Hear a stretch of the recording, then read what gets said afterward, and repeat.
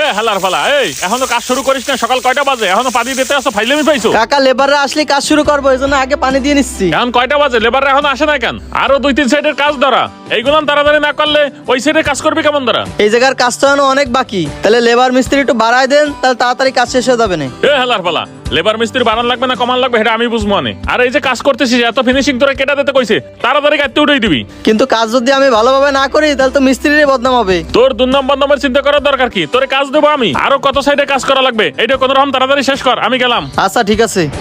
শোনো, বাড়ির কাজ করাচ্ছিলাম আমি কন্টাকে, যাতে রেগুলার সময় দেওয়া না লাগে। তবে এখন মনে হচ্ছে কন্টাকে কাজ দিয়েই ভুল করেছি। এই বাড়ি যে কয়দিন থেকে আল্লাহ ভালো জানে। যে কন্ট্রাক্টরের আন্ডারে কাজ দিচ্ছি সে তো দুনুপুনু ভাবে কাজ করাচ্ছে, ভালো ম্যাটেরিয়ালস দিয়ে কাজ করাচ্ছে না। নর্মাল ম্যাটেরিয়ালস দিয়ে কাজ করাচ্ছে মানে? মাল জিনিস আপনি কিনে দেন নাই? না, মাল তো আমি কিনে দিই নাই। ওনার সাথে কন্ট্রাক্ট ছিল 12 লাখ টাকায়, ছাদ আর ওয়াল সহ একতলার কাজ কমপ্লিট করে দেবে।